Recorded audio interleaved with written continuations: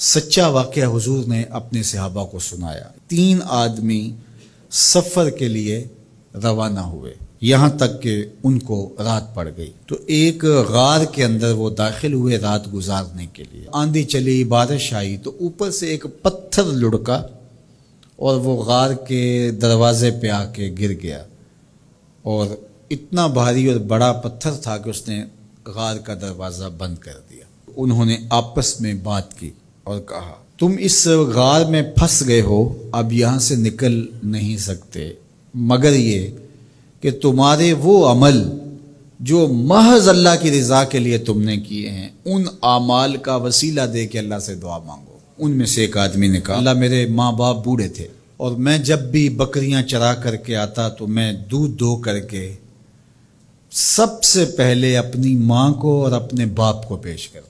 ایک دن میں سرسبز درختوں کی تلاش میں بکریاں لے کے کوئی چارہ، کوئی درختوں کی تلاش میں دور نکل گیا۔ میں جب واپس پلٹا، دونوں سو چکے تھے۔ میں نے یہ مناسب نہ سمجھا کہ میں ان کو جگاؤں، بیدار کروں کہ اٹھو دودھ پی لے، لیکن اب سارا دن وہ بھوک سے تھے، تو اچانک آنکھ کھلے اور بھوک کی شدت سے تڑپے، تو میں وہاں سے ہٹ بھی نہیں سکا۔ تو کہتا ہے کہ میں بچوں کو نظر انداز کیا اور ماں باپ کے جاگنے پہ دھیان رکھا، اور یوں ساری رات بیت گئی۔ میرے ماں باپ فجر کے وقت جب اٹھے، وہ دودھ ان کو پیش کیا۔ اب یہ عمل پیش کر کے کہتا ہے، اے اللہ، اگر یہ میں نے محض تیری رضا کے لیے کیا، تو جانتا ہے میرے دل کو، تو اس پتھر کو ہٹا دے۔ تو پتھر تھوڑا سا سرک گیا، لیکن اتنا نہیں تھا کہ وہاں سے یہ باہر نکل سکے۔ اب دوسرے کی باری آئی، اس نے کہا، اے اللہ، میرے چچا کی ایک بیٹی تھی جو مجھے بہت زیادہ محبوب تھی، مرد عورت کے ساتھ جتنی محبت کرتا ہے اس طرح میرا اس کی طرف رجحان قلب تھا، تو میں نے اس کو اپنی خواہش کی تکمیل کے لیے کئی بار کہا، لیکن اس نے کہا کہ یہ نہیں ہو سکتا۔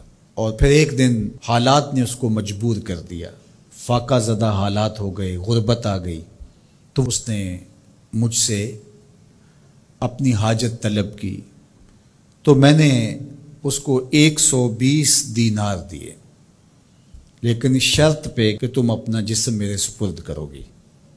اب مجبوری سے اس نے کہا ٹھیک ہے، لیکن میں نے دیکھا کہ اس کا وجود اللہ کے خوف سے کانپ رہا تھا، اور مجھے کہنے لگی، اتق اللہ، اللہ سے ڈر، اور اس کی حدوں کو نہ توڑ۔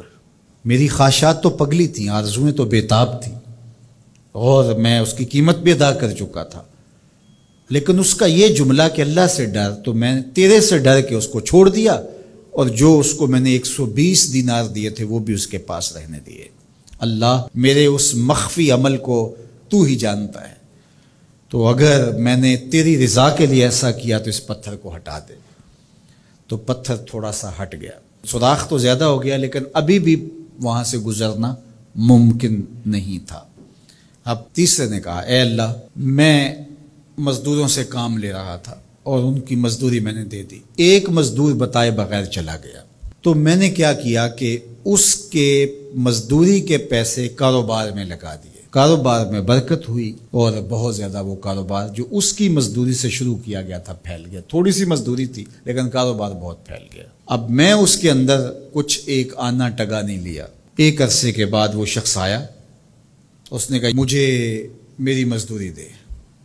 تو میں نے کہا، یہ بکریاں، یہ بھیڑیں، یہ اونٹ، یہ غلام، یہ نوکر چاکر، یہ سب کچھ ہے، یہ تیری مزدوری ہے۔ تو اس نے کہا، میرے ساتھ مذاق نہ کر، میں تو مزدوری کے وہ چند جو لینے آیا ہوں، اور آپ کہتے ہیں یہ سب کچھ تیرا ہے۔ تو اس نے ساری صورتحال بتائی، تو اس نے وہ ساری بکریاں، وہ سارے اونٹ، ساری گائے اور سارے غلام ہانکے اور چل دیا۔ کہا، اے اللہ، اگر یہ عمل میں نے تجھے راضی کرنے کے لیے کیا تھا تو پتھر کو ہٹا دے۔ تو حضور نے فرمایا، وہ پتھر ہٹ گیا اور یہ چلتے ہوئے باہر آ گئے۔ جب اللہ کی رضا کے لیے کام کیے تو مشکلوں سے نکلنے کے راستے ملتے۔ ایک روایت میں آتا ہے، جو آسانی کے وقت اللہ کو فراموش نہیں کرتا، اوکھے ویلے اللہ اس کو فراموش نہیں کرتا۔